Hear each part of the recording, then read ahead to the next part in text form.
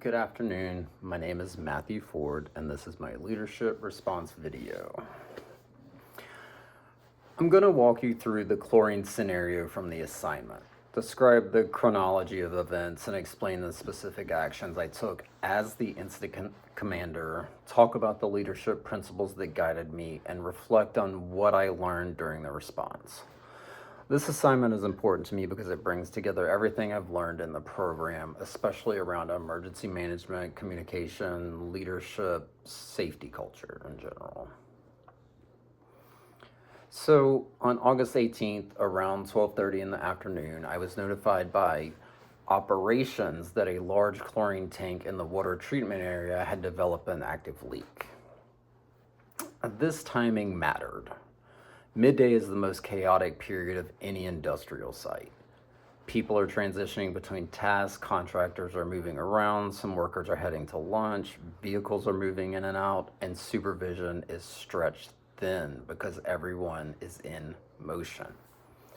So we had roughly 400 workers on site at the time, including multiple family members who work together, which always adds an emotional element to emergencies.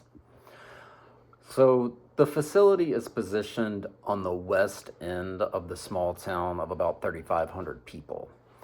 Any airborne chemical release, especially chlorine, poses a real risk not only to the workforce but also to the surrounding community. And like a lot of real-world chemical events, the media arrived quickly, within minutes actually.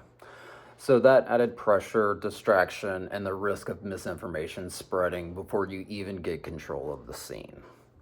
As soon as I understood the situation, I activated the ICS system and assumed command. My number one priority, as always, is protecting life. Everything starts with life safety, workers, responders, and the public. So the first thing I did was order an immediate stop work and initiate mustering for everyone in the affected area. I made sure supervisors knew to freeze movement so nobody accidentally walked or drove into chlorine vapor cloud. Since chlorine is heavier than air, it moves more predictably and visibly is often misleading. Next, I worked with operations to isolate the source. We shut the valves off that we could reach safely, we verified the scrubber system was functioning, and established hot, warm, and cold zones based on wind direction, gas behavior, and plume spread.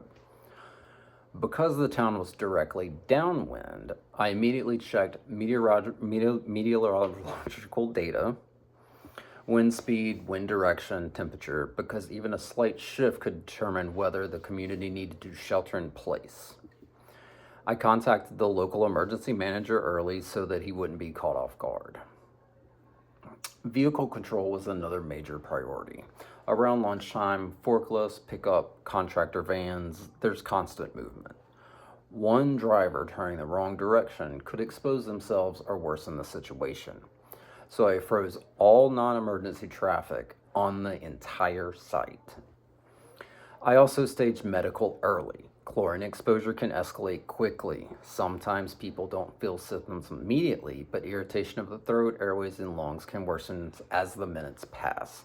So I put medics in the cold zone so they could decon and be ready to treat anyone who reported symptoms. Finally, I really focused heavily on communication. Clear communication is what prevents panic, especially on a site with family members working together. I made sure instructions were short, simple, and consistent. No technical jargon, no complicated explanations, just clear directives. I relied on several key references during the response. First was the Emergency Response Guidebook, Chlorine UN 1017, which falls under Guide 124. That gave me initial isolation distances, public protection recommendations, and warnings about reactivity and health risks. I used our emergency response plan to activate ICS rules correctly and prevent freelancing from supervisors or operators. I referenced this SDS to confirm health effects, PPE requirements, and even refresh the reactivity characters of chlorine in case water or incompatible materials were nearby.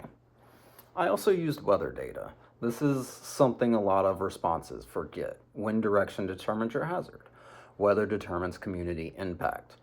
Weather determines how fast you have to escalate. I relied heavily on my support team defined within the ICS structure. Operations handled technical aspects, valves, scrubbers, shutdowns. Our safety officer monitored the exclusion zones, tracked the plumes, and made sure responders didn't overstep their protection levels. The public information officer handled all media contact and stopped everyone else from making statements. Our liaison coordinated with the town, fire department, county emergency management, so they had situational awareness if the event did escalate. And of course, medical staged to evaluate any exposure. From a leadership standpoint, the skills I used most were calm communication, delegation, and emotional intelligence. People will follow your demeanor before they follow your instructions. If the incident commander looks frantic, everyone becomes frantic. If the ICS stays calm, clear, the entire site stabilizes. I also had to trust my team. A good IC doesn't try to do everything. A good IC coordinates and verifies and lets the specialists execute their roles.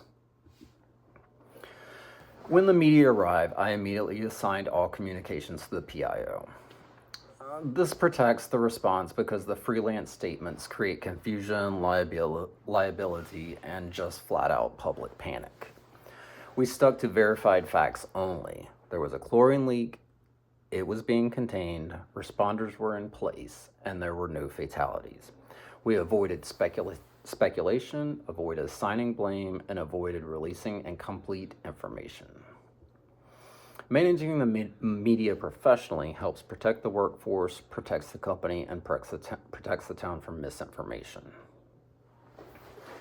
This specific scenario involved a small town where many workers have family members on the same site. That means emotions start rising before anyone even understands the hazard. As the incident commander, my job was to stabilize that emotional environment. I communicated frequently, kept messages simple, and made sure accountability lists were completed quickly so no one feared the worst. I treated contractors and employees equally. In emergencies, hierarchy doesn't matter. People matter. In a small town environment, credibility is everything. Your tone, your body language, your clarity, people read all of it. So I made sure my presence was calm, direct, and focused on protecting people. There were several key lessons I learned from the scenario. First, training alone doesn't guarantee readiness. Competency matters more than course completions. Second, ICS is powerful when you actually use it. It creates order in environments that could easily become chaotic. Third, communication must be simple and repeated. People don't remember complex instructions in emergencies. Fourth, leadership presence is a safety tool. Calmness, clarity, confidence stabilizes the entire response. Finally, effective emergency response is as much about people and culture as it is about the chemical or equipment involved. So thank you for watching my presentation. This scenario helped me bring together the skills I've developed throughout the safety and health program, emergency response, leadership, communication, protecting both workers and the community. I appreciate the opportunity.